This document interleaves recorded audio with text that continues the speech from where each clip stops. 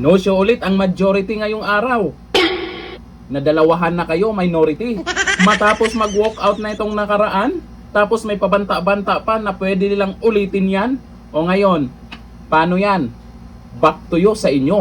At itong ginawa ng majority ngayon, maganda yan para hindi maharang at tuloy-tuloy ang magiging investigasyon sa Junpor. Kaya stress na sila, kinakabahan na. Ito ang paliwanag po ni Senate President Cayetano kung bakit hindi sila or bakit no show na naman sila sa pangalawang pagkakataon. At tungkol po dito sa excited, inaabangan ng taong bayan yung Blue Ribbon Committee. Ito, panoorin natin ang video. Objective ng walkout nila, sila ang maging majority. So ngayon naman po na walang quorum at walang session yesterday and today, may kasamang mga protesta yon, protest against a puppet Senate na gusto nila. But it is also a parliamentary tool to ensure na tuloy ang Blue Ribbon hearing sa Thursday. Ulitin ko po ha, ginamit nila yung parliamentary tool na walkout para po hindi matuloy ang pag-change ng rules. So ngayon po ang majority, ginagamit din po ang rules sa tama, morally, legally, to ensure na hindi agawin ang mga committees para po matuloy ang hearing ng Blue Ribbon sa Thursday at ang iba't iba pang mga importanteng hearing sa bawat committee. Yes, you heard me right. Sa kanilang official or unofficial spokespersons, no? Meaning sila mismo or yung mga avatar nila or yung mga vloggers, formal, informal, PR spokesperson ang nagsabi na sa 11/11, umabsent lang yung isa, mag-abstain lang yung isa, they can move. Sabi po sa isang pahayag o isang vlog at sa iba pong mga news reports, di ba? Pwedeng maging lame duck Senate President, si Alan Cayetano. Taga-Taguig at Pateros po kami. Kahit lame duck, lumalaban pa rin. No? So alam po namin plano nila. Ang plano nila, abangan, tanggalin ang mga committee sa legitimate majority. Why do I say legitimate majority? In a completely independent Senate, 13 is 13. Kahit nasa abroad, kahit fugitive, kahit na nakakulong. In a democracy, you cannot say, I love democracy. Tapos pag minority ka, gusto mo, ikaw masunod. Pag minority ka, you have a moral influence to try to influence the majority. But you cannot supplant your decision for the decision of the majority. We have the majority. 13 elected senators out of 24. Actually, 14 kami, na-pressure nila yung isa. In the future, I can show you paano siya tinakot and I can show you kasama talaga namin.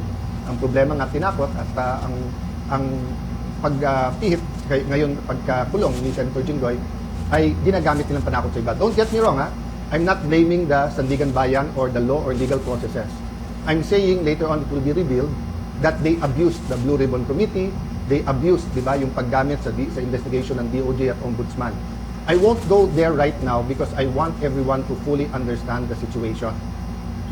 The situation now is that we want an independent impeachment. Magaganap po yan. Walang mga scheme, sinister plot. Basta kung anong ebidensya, lalabas yung ebidensya, and I will correct kung totoo yung reports about one senator na pag sila daw majority, malalatag nila ebidensya. Hindi po. Ang prosecution dapat ang lumatag ng ebidensya nila to convict. Ang defense ang dapat lumatag ng ebidensya nila para ma-acquit. Ang senator judges ay dapat mag-examine ng mga ebidensya. Okay? So, in accordance with the rules, and there are rules of evidence, so people will be able to judge us. So that's one important thing, the impeachment. The other important thing is yung ekonomiya natin, presyo.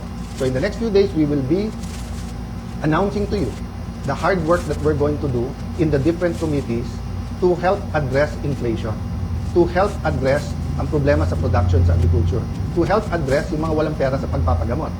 After summer, pasukan. To help address the problems of K-12, to help address the problem ng mga gustong mag-aral, hindi makapag-aral.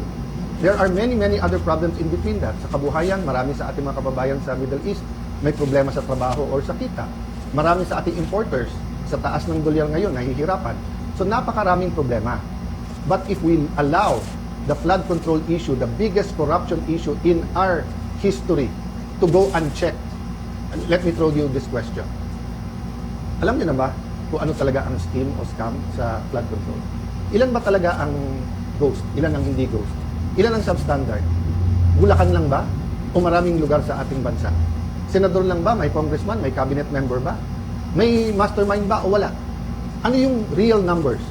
Sa 1 trillion a year, sa 2023, 24, 25. Ano ba dyan ang tama? Ngayon ba? Wala na bang corruption ngayon sa infrastructure problems? Kamusta ang ating flood control? Pag umulan ba ng malakas ngayon, makakasiguro tayong hindi babaha? So ang dami pong tanong. Hindi po ito masasagot kung wala tayong independent, impartial na hearing. May hearing ang ombudsman, may investigation at hearing ombudsman at DOJ. But what about the Blue Ribbon Committee? We gave Senator Lacson a chance. Napakatagal yun. Kayo na magkwenta ilang buwan o isang taon, di ba? So, Senator Marcoleta had one hearing. Titigilan natin yon. Witnesses. Pag nandyan na yung witness, matetest natin. Kaya ako hindi ako nagja-judge. Pag nakita ko sa press con, of course I'm intrigued. Of course I listen. I do a little bit of research. But until matesting yan sa cross-examination, dun pa lang ako maniniwala at ibabalandra ko po yan or isa side by side ko sa mga existing na ebidensya. So again, ulitin ko po ha, kailangan tignan po natin nangyayari sa Senado sa mas malaking konteksto ng katotohanan. Gusto ba natin na ang Senado ay maging kasangkapan, ay gamitin, no? Para ilabas ang totoo? O ito ay kasangkapan para itago ang totoo? Is the Senate for truth or not? Now, it's quite unique if you say that the number now is 11-11. So, what's important for me is we don't have a puppet or dependent Senate. And what's important to me is that on Thursday, matuloy ang Blue Ribbon and tumuloy-tuloy yung iba't ibang mga committee. So we will keep you updated. There are many questions, there are many issues sa mga kapatid natin sa media. Send your questions sa akin, MRO. This afternoon, I might answer some. If not, tomorrow, Thursday, Friday, I will be answering one by one all of those questions. But for today, I want us to all ask, hindi ba when we passed the 1987 Constitution, ang isang basic principle doon, katotohanan. Di ba nung nagkaroon ng EDSA 1 at 2, katotohanan. Pinakamalalaking skandalo sa buong mundo, Watergate. It's about truth, katotohanan. Ngayon, lahat ng propaganda sa Iran, sa Israel, sa US, presyo ng langis. Hindi ba ang isang issue dyan, katotohanan? Ano ba ang truth tungkol sa lahat na to? Ang corruption sa ating bansa ay hindi mabibigyan ng lunas kung walang pagbabago. At walang pagbabago kung hindi tayo magsisimula sa katotohanan. So I challenge all senators, both from the minority and majority, what's more important to us? Position, huwag mabanggit yung pangalan natin, huwag tayo makasuhan, malapit tayo sa administrasyon, 2028 may ambisyon. If you say you love the country, then why not fight for it? And you know, you may say a lot of things about Senator Jinggoy. You may talk about his past. But I will reiterate, I am a witness. Narinig ko yung mga offer sa kanya. Wala ka ng kaso, huwag ka lang kakalas. Nung una, huwag ka sumama dyan kay Senator Loren. Ngayon naman, pumalas ka at join the minority. The minority senators knows this. So stop lying. You know this. Some of you are using it in talking to us. Oh, sabi ko naman sa inyo, no? Pumili tayo ng 13, I'm ready to go anytime, any day. Basta't may 13 na. Show me 13, wala nang problema. Ang pakiusap ko lang, let that be 13 that are fighting for the truth. So that the truth can finally set all Filipinos free. God bless you. God bless the Philippines. Iba talaga pag magaling na abogado ang magiging Senate President sa Senado, no?